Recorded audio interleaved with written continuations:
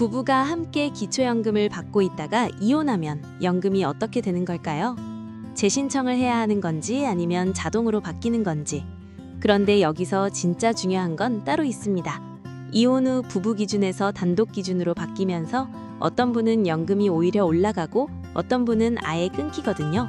오늘 영상에서 이혼 후 기초연금이 정확히 어떤 절차로 처리되는지, 신고 시점에 따라 연금이 달라지는 핵심 기준, 그리고 이혼했는데 오히려 기초연금을 못 받게 되는 경우까지 빠짐없이 정리해드리겠습니다.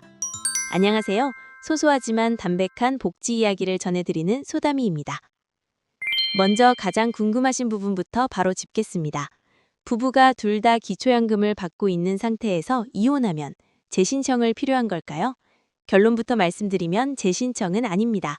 기존에 수급 자격이 있는 상태에서 가구 구성이 변경된 거니까 새로 신청하는 게 아니라 변경 신고를 하는 겁니다. 사회보장급여 신청 변경서를 제출하는 거죠. 다만 여기서 절대 놓치시면 안 되는 게 있습니다.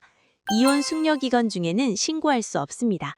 법원에서 이혼이 확정된 다음, 그러니까 협의 이혼이면 법원 확인 후 신고가 완료된 시점, 재판 이혼이면 판결이 확정된 시점 이후에야 변경 신고가 가능합니다. 숙려 기간에 미리 신고하려고 주민센터에 가셔도 처리가 안 되니까 이 점 꼭 기억해 두세요. 신고는 이혼 확정 후 30일 이내에 하셔야 합니다. 주소지 관할 읍면동 주민센터 또는 전국 어디든 국민연금공단 지사에서 접수할 수 있어요. 필요한 서류는 사회보장급여 신청 변경서, 소득재산 신고서, 그리고 신분증입니다.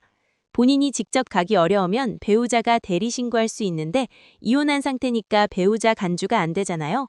그래서 대리인이 가는 경우엔 위임장과 대리인 신분증까지 챙기셔야 합니다. 신고가 접수되면 시군구에서 30일 이내에 결과를 결정해서 통보합니다. 특별한 사유가 있으면 최대 60일까지 걸릴 수도 있고요. 결과는 서면으로 오고 문자나 이메일로 받겠다고 미리 신청해 두시면 그 방법으로도 받을 수 있습니다. 그러면 이혼 후 연금 금액은 언제부터 바뀌는 건지, 이게 실질적으로 가장 중요한 부분이에요. 이혼은 인적사항 변동에 해당합니다. 인적사항 변동의 지급 반영 원칙은 이렇습니다. 변동이 발생한 달까지는 기존 부부가구 기준으로 연금이 나가고 그 다음 달부터 변경된 기준으로 지급됩니다. 예를 들어 볼게요. 김영수 씨 부부가 둘 다 기초연금을 받고 있었는데 2026년 4월에 이혼이 확정됐다고 해봅시다. 4월까지는 부부가구 2인 기준으로 연금이 나갑니다. 그리고 5월부터 각자 단독가구 기준으로 재산정이 이루어지는 거죠. 여기서 핵심적인 변화가 두 가지 생깁니다. 첫째, 선정 기준액이 갈라집니다.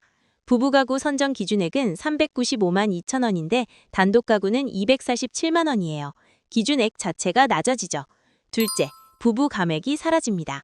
부부가 동시에 기초연금을 받으면 각자 기준 연금액의 20%가 감액되거든요. 이혼하면 이 감액이 없어지니까 단독가구로 수급 자격이 유지되는 분은 오히려 받는 금액이 올라갈 수 있습니다. 그런데 좋아요 한번 눌러주시면 이혼 후에 기초연금이 끊길 구체적인 기준을 바로 알려드리겠습니다. 단독가구 선정 기준액은 247만 원입니다. 이혼 후 혼자가 되면 소득인정액을 단독가구 기준으로 새로 계산하게 되는데요. 이때 소득인정액이 247만 원을 넘으면 수급 자격 자체가 상실됩니다. 부부일 때는 부부가구 기준으로 합산해서 판정하니까 괜찮았는데 혼자 되면서 기준이 바뀌어 탈락하는 경우가 실제로 생겨요. 특히 재산 분할을 주의하셔야 합니다. 이혼하면서 재산을 나누잖아요. 그 과정에서 한쪽에 부동산이나 금융자산이 몰리면 재산의 소득 환산액이 확 올라갈 수 있습니다. 소득인정액은 소득평가액의 근로소득에서 116만 원을 빼고 남은 금액의 70%에 사업소득이나 공적 이전소득 같은 기타 소득을 합산합니다.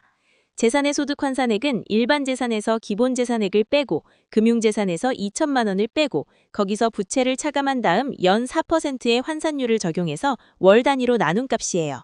여기서 기본 재산액은 지역마다 다른데 대도시는 1억 3,500만 원, 중소도시는 8,250만 원, 농어촌은 7,250만 원이 공제됩니다.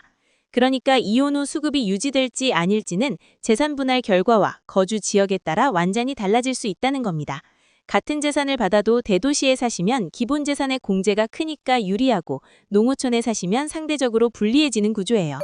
한 가지 더 짚어드릴 게 있습니다. 사실이혼의 경우입니다.